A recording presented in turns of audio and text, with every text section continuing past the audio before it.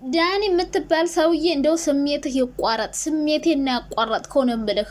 እንደው ምን አይነት ማትረባ ጥቁር መከራ ፊት የሆንክ ሰውዬ ማለት ነው። ጥቁር ልብስ ለብሶ ነው እንዴ ከነ ልብሱ ክፋቱ።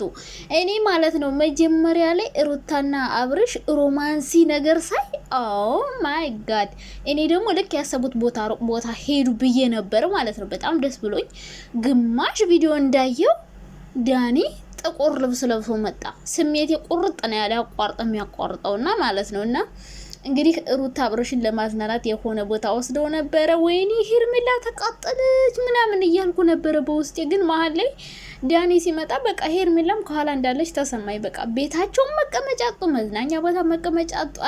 አረ ተው ጋይዝ፣ ተው ሰዎች ተው፣ የራሳችሁን ህይወት ኑሩ። የሰው ህይወት አታማስሉ፣ አታንኮሩ። ለምንድን ነው የራሳችሁን ህይወት መኖር የማትፈልጉት? ለምንድን ነው የራሳችሁን ህይወት ማትኖሩ? የሰው ህይወት ለምንድን ነው የምትበጠብጡት? አሁን ዳኒ ምን አገባህ? ከአብርሽ ጎን መሆን አለብኝ። አንተ ሄርሜላ ናት የቀጠረች የላከች። እርግጠኛ ነኝ ሄርሜላም ከኋላ ትኖራለች። እነ ቡዜም እነ ዲብም ተደውሎላቸው ያሉበት ቦታ ቀጥ ብለው ይሄዳሉ። ምክንያቱም እዛው አዲስ አበባ ስለሆኑና እናንተ ግን ለምንድን ነው የሰው ልጅ ህይወቱ እንዲኖር የማትፈልጉት? አብርሽ እኮ በቃ ደስተኛ ነኝ ጤነኛ ነኝ እያለ አብሮ ከሩታ ጋር እየሰራ ነው። በቃ ይሄ ሰው አሁን ስራ እየሰራ ነው እና የተባለው ቦታ እየመጣ ነው፣ እየተንቀሳቀሰ ነው። ከሷ ጋር ብቻ እየሄደ አይደለም። አሁን በቃ እንደ ድሮ ላይፍ እየኖረ ነው፣ ስራውን እየሰራ ነው። ሶ ምን አርግ ነው የምትሉት እንዴ? እሱ እኮ ይሄ ልጅ እኮ በጭንቀት በጣም አሁን ፊቱ ራሱ ልክ አይደለም። በጣም ንፍትፍት ብሎ ብጥብጥ ብሏል፣ የአብርሽ ፊት ማለት ነው። አይታችሁታል? ምንም ደስተኛ አይደለም። በቃ ሁሉም ሰው እየገባ እያወቀው ማለት ነው። መስመር ያለው ህይወት እየኖረ አይደለም። ሁሌ ከሩታ ጋር ቢሆን ይሄ ልጅ ምንም አይደብረውም አይከፈውም ነበረ። ስለዚህ እናንተ የምታመሰቃቀሉት ነገር ልጁን እያስደበረው ነው። ፊቱ ራሱ በጣም ከፍቶታል አብርሽ። አሁን የዛሬው ቪዲዮ ላይ ምንም ደስተኛ አይደለም። መጀመሪያ ላይ ትንሽ ይሻል ነበረ፣ በኋላ ግን በቃ ደስተኛ አይደለም። ፊቱን ጥሎታል ማለት ነው አብርሽ። ሩታ እንደውም እንዲስቅ ፈታ እንዲል ምናምን እየሞከረች ነበር፣ ግን እሱ ፈታ ሊል አልቻለም። ምክንያቱም እየተከተላቸዋቸው ነው። ሄርሜላ ልትለቀው አልቻለች። መዥገር የሆነችበት እሱ ደግሞ በትክክለኛው መንገድ እንዳይነግራት ተመልካች ሊፈርድበት ሆነ። በዚህ መንገድ ሄዶም ልጅቷ ልትተው አልቻለችም። አሁን ዛሬ እርግጠኛ ነኝ ሄርሜላም ከኋላ አለች፣ እየተከተለቻቸው ሄዳለች። ምንም ጥያቄ የለውም። እና እኔ ለምንድን ነው የሰው ልጅ ህይወቱን እንዲኖር ማትፈቅዱ? ዳኒ ተብዮ አስመሳይ ውሸታም ማለት ነው። እህትና ወንድሞቹ ራሱን የማይገባቸው የዳኒ አስመሳይነት እኔ አላቅም። ዳኒ በጣም ሲበዛ አስመሳይ ውሸታም። አብርሽ ትክክለኛ ህይወት ትዳር እንዲኖረው የማይፈልግ ሰው ነው። ከድሮ ጀምሮ ከመጀመሪያው ጀምሮ የሩታና የአብርሽ ህይወት እንደዚህ ለመሆኑ ዋናው ተጠያቂ ዳኒ ነው። ከዛ ሜሪ፣ ከዛ ጽጌ፣ ከዛ ሌሎች እነ ሄርሜላ ምናምን የመጡት አሁን ነው። በፊት ነው መቃቃር፣ ሴት ማምጣት፣ ወንድ ማምጣት የጀመሩት አንተ ከመጣ በኋላ ነው። ስለዚህ አሁን ሄርሜላ፣ አብርሽና ሩታ አንተን መስማት አቁመው ራሳቸውን ማዳመጥ ጀምረዋል። አሁን አብርሽ ለማንም መልስ እየሰጠ አይደለም። ምክንያቱም ክርክር አልፈለግም። ተከራክሮ እንደማያሸንፋችሁ ያውቃል። በቃ እናንተ ብዙ ነገር ስለምታስቡ ብዙ ሴራ ስለምታሴሩበት በቃ እሱ መምሰል ብቻ ነው ያለው አማራጭ። አሁን እኮ ቢያስረዳቸው የሚገባቸው አይደለም። በቃ ሁሉም ሰው ህይወታቸውን መበጥበጥ ነው የሚፈልገው። ምክንያቱም አስለመዷቸው። ሁለቱ አስለመዱ። ሰውን ህይወታቸው ውስጥ እያስገቡ ማውካት ምናምን ለምዶ ነበር። አሁን ግን ያንን ነገር መተው የፈለጉ ይመስለኛል። አብርሽን ደግሞ አብርሽ አሁን ለቪዲዮ ሄርሜላ ጋር መስራት ይፈልጋል። ለቪዲዮ ማለት ነው። ሁለቱም ጋር ስላልሆነ ሊደብሩ ይችላል አብርሽ። ምክንያቱም እሱ የሚፈልገው ሄርሜላም ጋር ሩታም ጋር እያለ መኖር ነው፣ ማነካካት። ሩታም መተው አይፈልግም በጭራሽ። ስለዚህ ሄርሜላ ጋር ደግሞ ቪዲዮ መስራት ይፈልግ ነበረ፣ እንደዛ እየወላወለ ማለት ነው። አሁን ግን ሩታ ቀይ መስመር ሰጥተዋለች። በቃ ሩታ ማስጠንቀቂያ እንደሰጠችው ነው አሁን እየተሰማኝ ያለው። ምክንያቱም ሄርሜላ ጋር ስላሰራ እየነበረው ይመስለኛል። ምንድነው ቀይ መስመሩ? ልጅህንና እኔን ከፈለግ ከኔ ጋር ቀጥል፣ ሄርሜላ ጋር ከሄድክ ደግሞ እዛው ጥግህን ያዝ ያለችው ይመስለኛል ለአብርሽ ማለት። ስለዚህ የመረጠ ልጁና ሚስቱን ነው፣ ሄርሜላ ጋር ላይነካካ ማለት ነው። ስለዚህ አብርሽ አማራጩን ይያዝ። መሆንም ያለበት ይሄ ነው። አንዴዛ እንደዚህ ማለት የለበትም።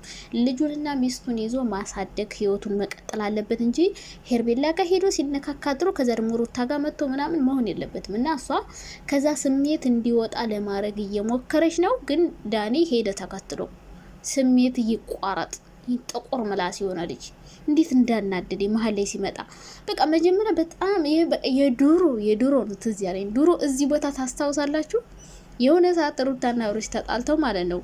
አብርሽ ይዟት ሄዶ ድጋሜ ለሩታ ቀለበት ሲያደርግላት ምናምን እዚህ ሆቴል ላይ ነበረ እና ብዙ ጊዜ ሄደውበት ያውቃሉ። እዚህ ሆቴል ሩታ ብቻዋን ሄዳበት ታውቃለች ምናምን መዝናኛ ቦታ ይመስለኛል። እና ምንድነው ፍላጎታችሁ? እኔ ዳኒ ፍላጎት ግን ግልጽ ነው። በእርግጥ የዳኒ ፍላጎት እኮ ግልጽ ነው። ግን እህትና ወንድሞቹ መጨመራቸው ነው የሚገርመኝ። ዳኒ ፍላጎቱ ሁለቱን መበጥበጥ ነው፣ መረበሽ ነው፣ ህይወታቸውን በሰላም እንዳይኖሩ ማድረግ፣ ማለያየት፣ ማጣላት፣ እሱን ከሌላ ሴት ጋር እሷን ከሌላ ወንድ ጋር እያደረገ ማጋጨት፣ ማፋጨት፣ ህይወታቸውን ማውካካት ነው። እና እርግጠኛ ነኝ ዳኒ ብቻውን አልሄድም። ከኋላ ሄርሜላም አለች፣ እነ ቡዜም እነሱም አሉ። እዛ መዝናኛ ቦታ ሄደው ራሱ ሊያዝናኗቸው አልቻሉም። ያ ቪዲዮ የበቀደም ነው። ዛሬ ከ5 ቀን በኋላ እንደገና አዲስ ቪዲዮ እየሰሩ ይመስለኛል። እና እኔ ዳኒ በቃ የምር የሰው ህይወት ከዚህ በላይ መበጥበጥህ አስፈላጊ አይደለም። አስበለት እንዳልሆነ ግልጽ ነው። ሁሉም ሰው ያውቃል። ሁሉም ሰው ራሱ አብርሽ ለሱ አስበህ እንዳልሆነ ስላወቀ ነው ዝም እያለ ያለው፣ መልስ እየሰጠ ያልሆነው። ምክንያቱም መልስ ቢሰጥህ አይገባውም። አልፈልግም ታወኛ አንተ አትጠቅመኝም አለ ባለፈው። ግን አሁን እጠቅምሃለሁ ወንድም ነኝ። ኧረ እባክህ እንደውም እናንተ ከወንድሙ በላይ ነኝ አልክ፣ ከልጁ እናት በላይ ነኝ። በቃ ሩታ እኮ ጠንቅቃ ስለምታውቅ ነው ምንም አትበላቸው ብላ አብርሽን ከማንም ጋር እንዳታወራ ብላ ማስጠንቀቂያ የሰጠችው። ስለዚህ ልጁ ህይወቱን ይኑሩበት፣ አትበጥብጧቸው። በጣም ነው ያናደዳችሁ። ማርያም ደና ሮማንሲ ላይ ስል ከስንት ጊዜ በኋላ አብረው ጥሩ ነገር ሲሆን እንደገና ሌላ አረ ሰው ጋይስ ምቀኝነቱ ሰው ግን ከባድ ነው። ግን ነገሩ እኮ የብዙ ሰው እንጀራ ገመር ነው የሚበጠስ። ሩታና አብርሽ ከታረቁ እንዴት እያወኩ ቪዲዮ ይሰራሉ? እንዴት ቪዲዮ ካለ ሩታ እኮ አብርሽም እኮ ስለማይሳካለት ነው የተመለሰ።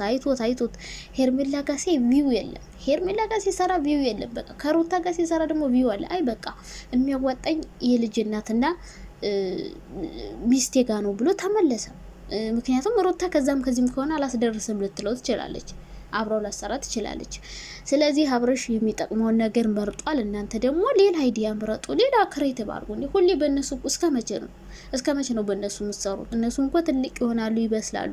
ደግሞ የራሳችሁን አይዲያ ፈጠሩና ሌላ ችክ ይዛችሁ ምናምን እንደዚህ የሌላ ሰው ህይወት እየበጠበጣችሁ ስሩ። ከዚህ በላይ የእነሱን ህይወት አትበጥብጡ፣ የራሳችሁን ህይወት ኑሩ። እስከ መቼ ነው በእነሱ ህይወት እየፈተፈታችሁ የምትኖሩት እንዴ? ከዚህ በላይ ባትበጥብጧቸው ጥሩ ነው። ልጁ አያሳዝናችሁም እንዴ እናንተ? ልጁ ህፃኑ ልጅ ብቻውን ያወራል ባባባባ አባቱ አቅፎ ማለት ነው። ልጁም ካሜራ ለመደ። ሲያድግ ራሱ እንጭቅጭቅ እየሰማ አድጎ ምን አይነት ልጅ እንደሚሆን አላቅምና አብርሽም ትንሽ ወደ ራሱ በደንብ መመለስ አለበት። ምክንያቱም ይሄ ግርግሩ ጫጫታው ይሁን ህሊናውን የሚወቅሰው ነገር ያለ ይመስለኛል። ውስጡ ላይ ፊቱ ምንም ደስተኛ አይደለም። በጣም የደብረው ይመስላል። እኔ እውነትን ውሸትን ውሸት ብዬ ነው። ምክንያቱም አብርሽ አሁን ደስተኛ ልላችሁ አልችልም።